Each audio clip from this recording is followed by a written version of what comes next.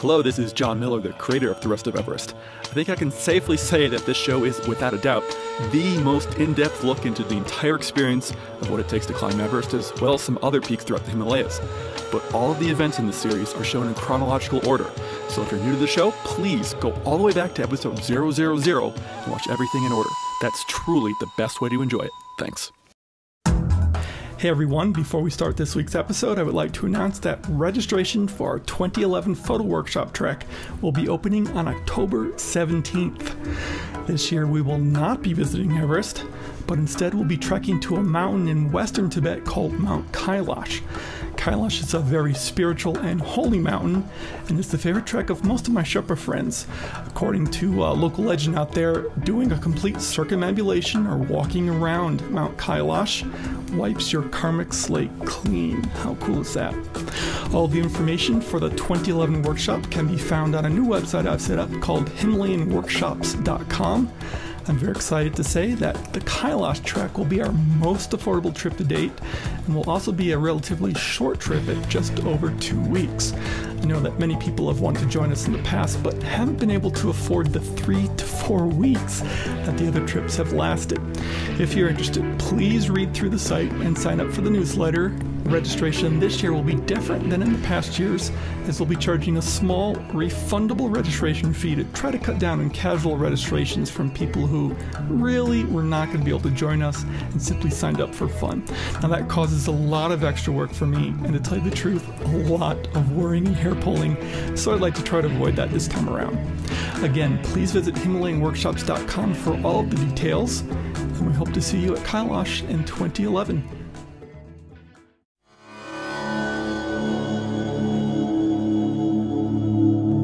This is the Rest of Everest video podcast, an almost unabridged expedition experience. Episode 141, The Rest of John Miller.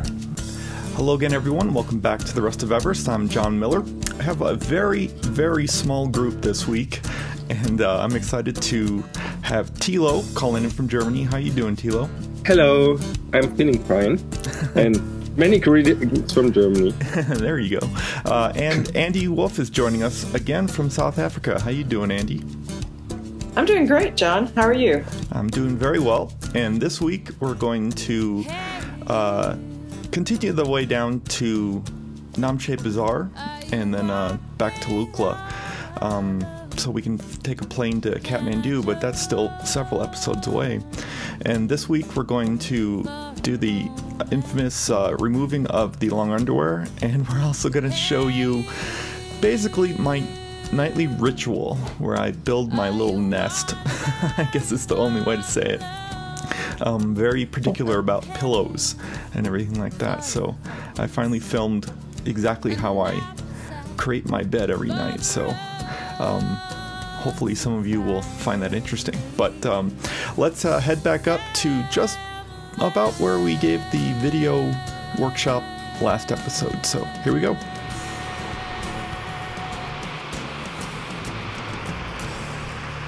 So that's the river that we were hiking alongside pretty much the entire way, and so you always had that white noise in the background.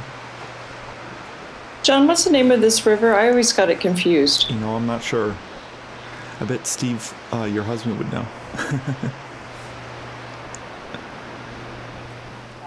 It was sure a nice friend all the way through. Mm-hmm. And it created the need for all those bridges at the beginning of the trek, and we'll be going back over those bridges. Yeah, that was fun.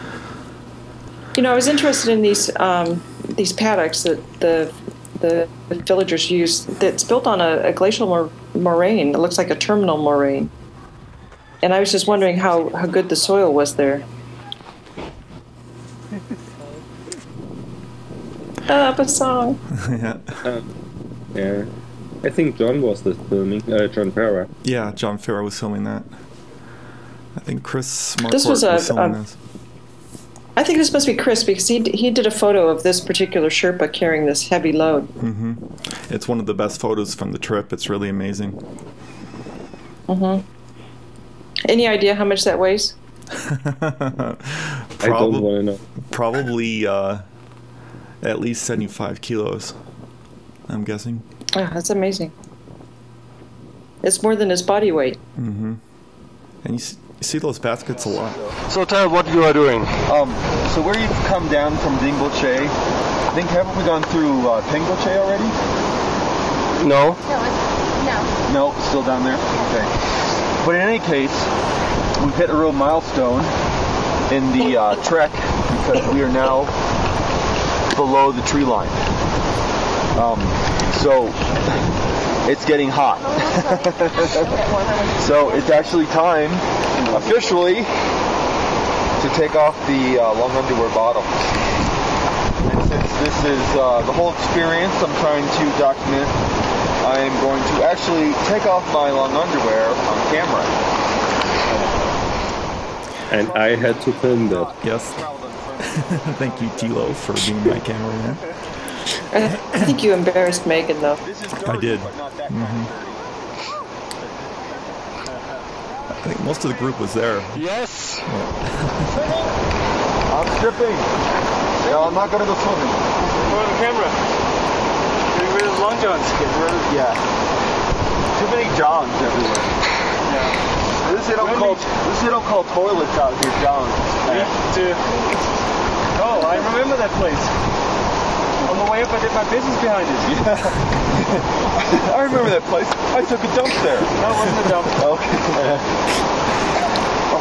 Yeah. Okay, long johns. Woo! Go. You might Short not. johns. You might not want to stand downwind. Megan, quick, take pictures.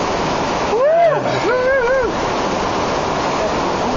at the white geese. Yeah, you were stripping down a little more than I expected. He said he's unstripping his long johns, so he's doing that what he's pretend. Wait, hold. No, you haven't. I probably have. I haven't seen you, but I've seen your. Seen your poop. I've seen your poop. I've seen your poop, and your poop, and your poop. So what did it exactly look like? Oh, so much better.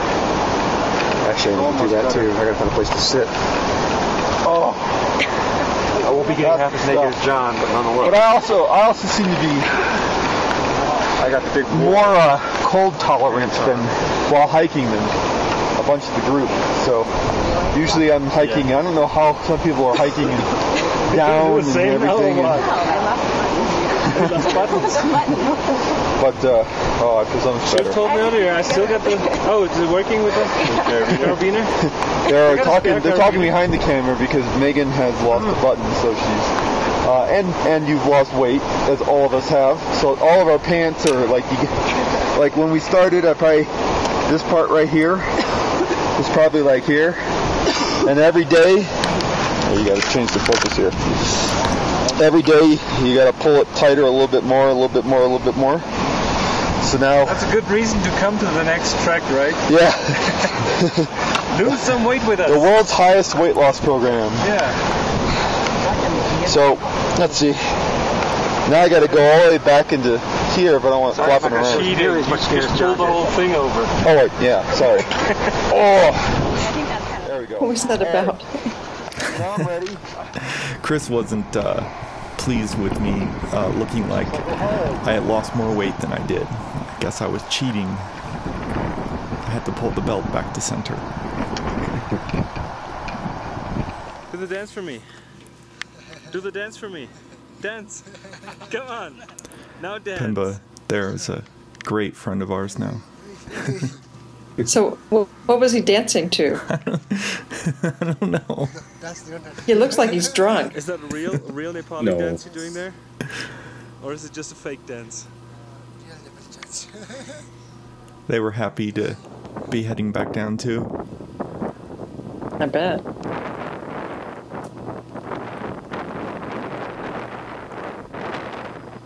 It's funny, from the lower elevations you in many ways get better views of the mountains because you're further away from them and you can take them in.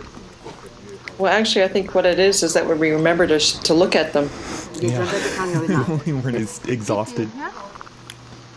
But we came across these stores probably every other day, just about. And each little kiosk or stall had different stuff. What'd you get? 3 pairs of earrings and 2 necklaces. Did you see the wooden owls over there? We did, but they're not made locally. All right, but you saw the owl inside the owl? Yeah. Were you impressed? No. No? Could you do that in a heartbeat? Yeah, In a heartbeat? Maybe in a few hours. Yeah. Cool. Okay, I want one when we get home. Yeah. This is weird. He didn't get one when we got home. On a cross, yeah. Yeah, that seems like a conflict in cultural appropriation. No, that's the future. That's the future. We're all one, Andy. Yeah. And it's just a matter of time before we all realize that and stop killing everyone. All the time. Or everything. So these are made from yak bone. Poor yak. Well. What did the yak think of that? What did the yak think of I that? didn't get anybody to buy me a marshmallow. Actually, I gave that yak bone necklace to my daughter, and she wears it every single day. Oh, really? That's nice. That's great. You guys might remember this bridge from the way over. This was one of the only like solid fixed bridges that weren't like a rope bridge. Yeah, but look at the bridge underneath there. Yeah, I know. The old one's still there.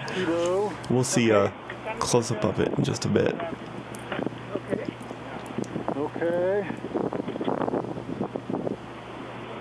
There's Sonam Sherpa waiting to go across the bridge. No.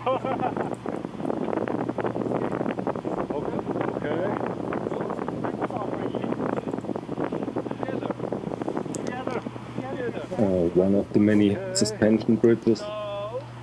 Was it? Oh, was it the suspension bridge where we made our? No, video? this was a solid bridge. Yeah, this is the only, I think the only solid bridge that's of this size. Oh yeah. Yeah. Okay, Andrew's going across the bridge. Rat Sherpa's going across the bridge. Steve is the master of stating the obvious, isn't he? Yeah.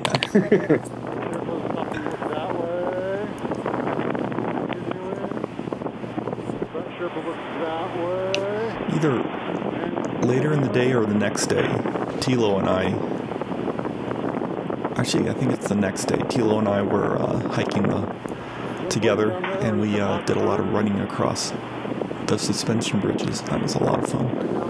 Oh, so you were bouncing each other. Yeah, just running as fast as we could, one at a time. I was just video filming it. You and Kyle were running. Yeah, Kyle, yeah, that's right. Steve did that to me, and he bounced me off the bridge.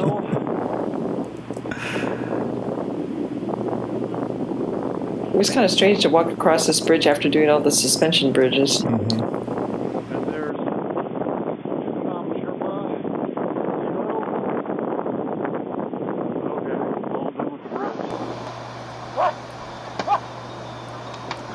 As you can see, all the pack animals, they take all the bridges too. Hey, that was supposed to be my pony ride. Megan wanted one too. Namaste. I think the ponies caused the traffic jam there. Yeah, no kidding. Do you have any idea of what the percentage of yaks to ponies are? I don't, but I mean, just by what we saw, very, very few ponies, mostly yaks. We saw the ponies on lower altitude. Ah. I think. Don't you feel the traffic on these bridges? There you go.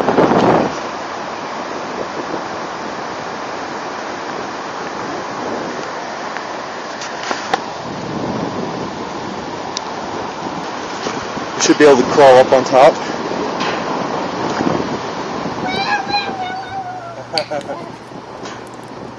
When I saw this footage, I thought Megan was going to go onto the old bridge. Look good? Megan was interested in video this day, and so she wanted to get some shots looking up through the bridge of people crossing. I think that was me just walking over that. Was it? Yeah, that was me. There's Steve doing his filming.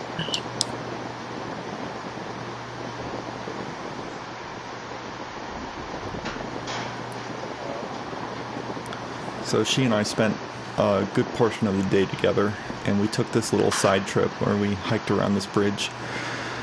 And it's too bad the rest of the group didn't do it because, yeah, there's the old bridge. Oh, man. I don't know why they left it up. Yeah, I know. I mean, just easier, I guess. It looks like it's just going to fall apart. Yeah, no kidding. So we walked around the bridge, and yeah, it's too bad the rest of the group didn't do it because we just came across this beautiful spot where it would have been really nice for like a lunch break or something like that. Oh, yeah.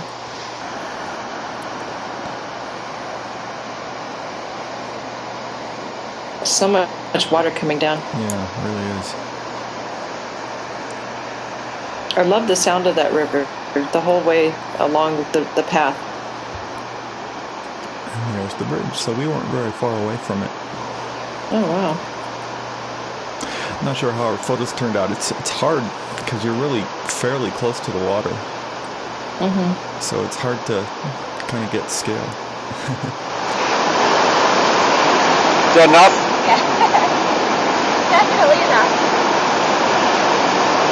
One more. Do it.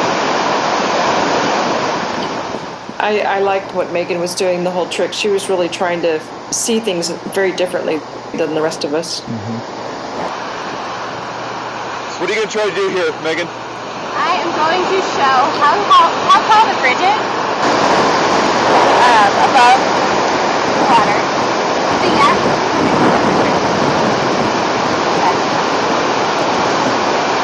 Whenever they get down there. Hard to hear with all the water noise. A lot of competition there. I'm surprised at how well you were able to fight the wind noises all the time. Mm-hmm. Well, actually, I treat some of that in post. Oh, do you? For Okay. those of you who want to know how I do that, I do a high-pass filter and filter out all frequencies below about 250 hertz. That's where most of the rumbling noise is kept. It reduces the energy.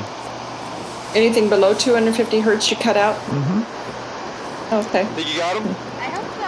Awesome.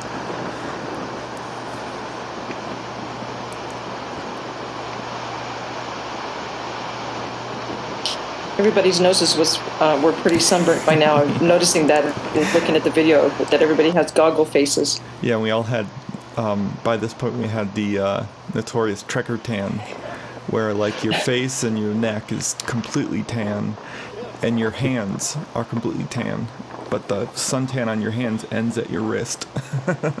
Well, actually, I wore sun gloves the whole trek, so I did pretty well there. Those are just half gloves that your fingers come out. Mm-hmm. But it's bizarre when you get back home, and it's basically summer when you get back home, and so you're wearing short sleeve shirts, and you have this weird tan where your hands are tan. Looks like you're wearing gloves.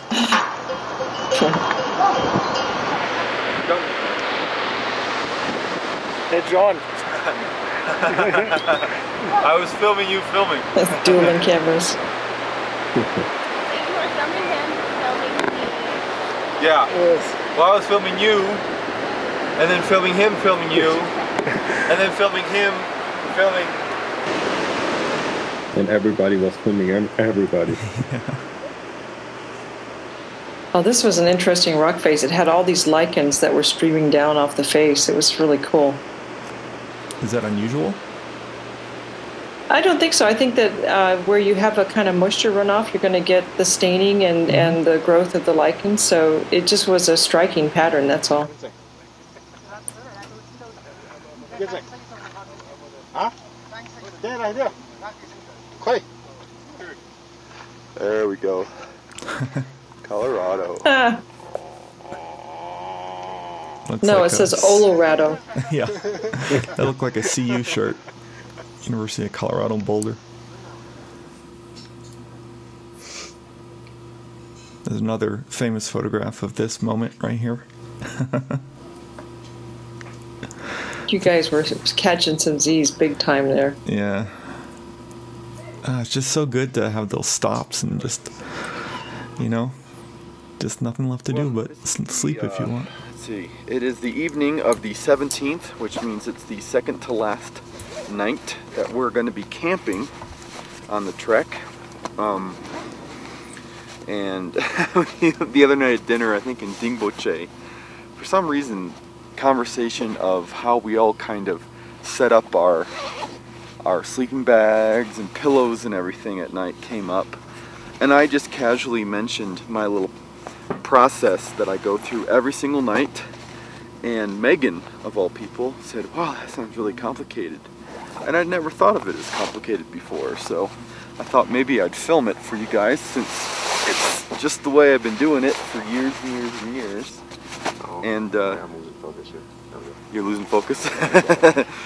John, you gotta stay focused. Focus? I'm not talking me, John. I'm talking John J-O-H-N behind the camera.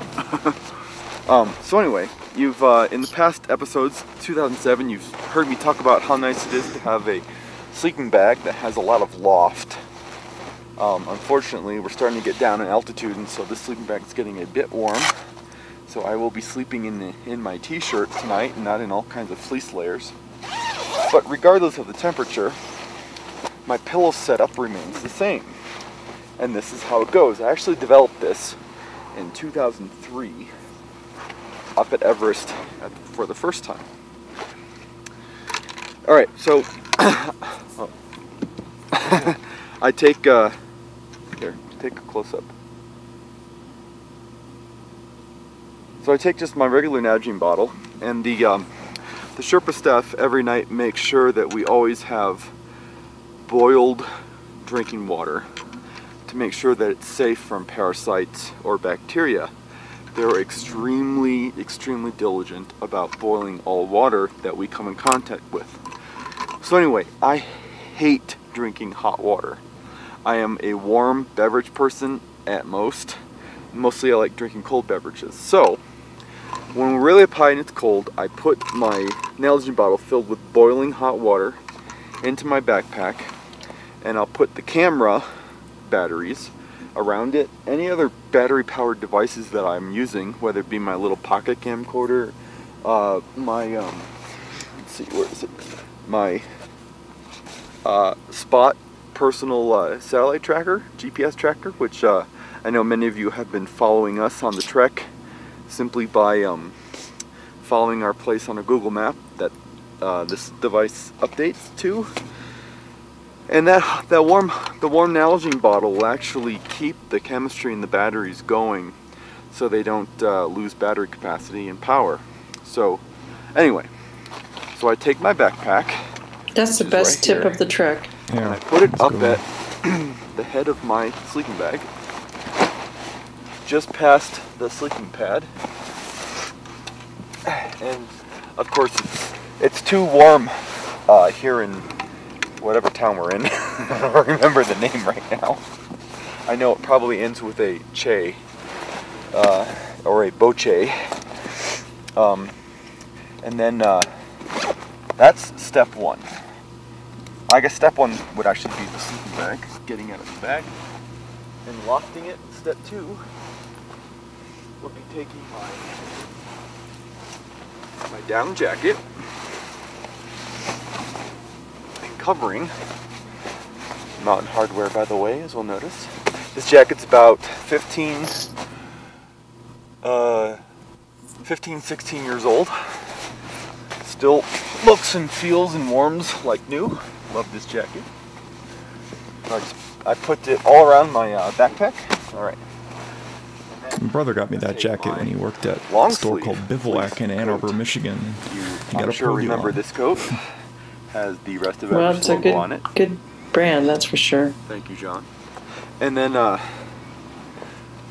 take my little Cathay Pacific airplane pillow that I've had with me for years. Thank you, Cathay Pacific. And have since lost. Usually, this has a cotton pillow this year in the trek, or I think when it's cold and you touch it, it feels I think I left it on both the, freezing and wet. The flight. So to I don't Hong like Kong feeling it on Cathay Pacific this year. On my face. Oh, what a shame. So then I put it here just for some bulk. And I then put my fleece jacket over it. Now some of you are probably thinking, my God, that guy's a wimp. Just deal with it. Embrace the cold, deal with it. But actually all of this acts as insulation for the hot water bottle. And it keeps it actually warm during the night longer than if there wasn't anything around it at all. So screw you. I know what I'm doing. Alright. How rude. The next step, because I have all this gear anyway, might as well use it. I take my vest, my fleece vest. See, it's just a regular fleece vest. That's a good way to get the stuff and out I of throw your that over. out of the way of your feet. And by this point in the trip, it all smells minty fresh. Otherwise, it would just all bunch up by care. your feet or in the vestibule. All right. So it Yeah, provides a lot of it's insulation. hard to find in the morning when you're groggy then, too. The final step, the coup de grace, is this. This is an LL Bean fleece pillow that I think I've had since I was 12. As this is being filmed, let's see, I will turn 35 on July 12th. So I've had this for a while. It doesn't smell bad at all. It smells like camping. It smells like some campfires and stuff. So it's good. And I try to sleep on my stomach, because if I sleep on my back, sometimes my back can get irritated because of my back injury. And also the Dimox, the medication that we're taking for the high altitude, even though most of us have stopped taking it at this point, it still stays in your system for a couple or 3 days. So what I find is that if I lay on my back, the pressure of my heels, just the weight of my heels, pressing into the ground of our tent, causes my heels to start falling asleep. And with the Dimox, it just makes it all tingly and kind of uncomfortable. So I try to sleep on my belly. And so once everything's together, I get in my bag and I just grab my pillow and I just go like this and I'm out. So that is the entire process of going to bed. And it might seem really long and complicated, but I can do this in, what do you think, John? Probably about 30 seconds. Usually, yeah. Pretty fast, and when I'm not explaining it. But also, it gives my bag time to loft, and it helps generate that last bit of energy, that last bit of heat, which is great for just before falling asleep in your sleeping bag, because this is by far the warmest night we've had in a week and a half. I mean, my goodness. We are at probably around 11,500 feet right now, something like that. And it feels almost balmy. So that is my nightly routine. And the cool thing is you don't have to, like take a shower if people shower at night, because you can't shower. You don't have to change your clothes because you don't have any clothes to change into. You don't have to brush your teeth because pretty much do that in the morning. And pretty much once a day, because that's when you get the washing water, the boiling water given to you to wash with. You don't have to do any laundry because you don't have any laundry facilities, and you don't have to wash your face because again there's no hot water. So pretty much there's nothing else you can do except make sure you've got your pee bottle, which still has a little bit in it. But you can see how much we've come down in altitude because the pee bottle, the air inside, it's getting pressed and it's getting compressed with the greater atmospheric pressure, and so it's all crushing in on it. So that's my routine, and I'm sticking with it. And if anyone has any questions, send me an email. So thanks for filming, John. I really appreciate it. Sure, no problem. All right, good night, everyone. Yep. And in contrast to last episode, you see you don't need a big pillow. Yep. I've got 2 pillows though, so maybe it makes up for that. But battery power was always a premium on this trip because of all the cameras and everything. So trying to keep your batteries in good condition was always a challenge because there wasn't always the opportunity to recharge them. Even though most of the time we did have a building available to us at night. There just wasn't always the option to charge batteries, so I was doing everything I could do to make sure that my batteries were in as good condition as possible. So I really think that's the best tip of the trek. Yeah, it was everyone brings more and more technology on these trips, and so it's just one more aspect that you have to be aware of and everything. And yeah, keeping your batteries warm is the best thing you can do, and not having to have them inside your bag is optimal. So John, I have a question for you on your backpack with the water bottle and the batteries in there. How hard is that? Is it uncomfortable having that mass in there? Nope, it's not, because the backpack cushions that.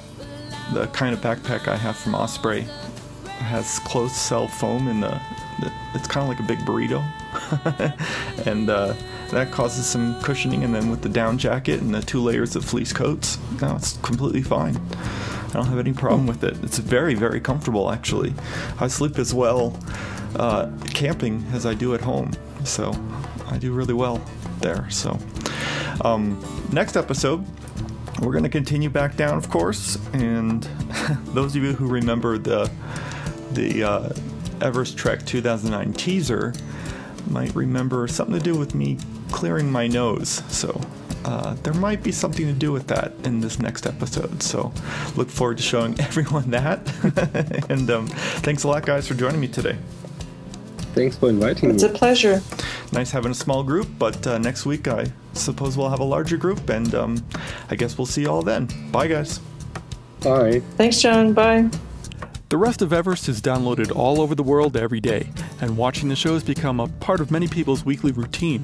The show will always be free to download, but it's by no means free to produce. Please help me cover my costs by making a small monthly or one-time donation from the right sidebar on my website, and in return I'll give you some cool bonus materials. A donation of any amount will grant you access to some interesting video content, including high-definition versions of several podcast episodes. A one-time donation of $25 or more, or any of the monthly donation options, will additionally grant you access to a downloadable version of the film Everest the Other Side, which episodes 1 to 61 are based on. I really cannot express how vital these donations are, and if you've made a donation, thank you so much. As always, our announcer is Marlon May, and our music is provided by Wendy Wu. Check her out at wendywu.com. Thanks so much, everyone, and we'll see you next week. Thank you for watching The Rest of Everest. For more information on the expedition, please visit therestofeverest.com.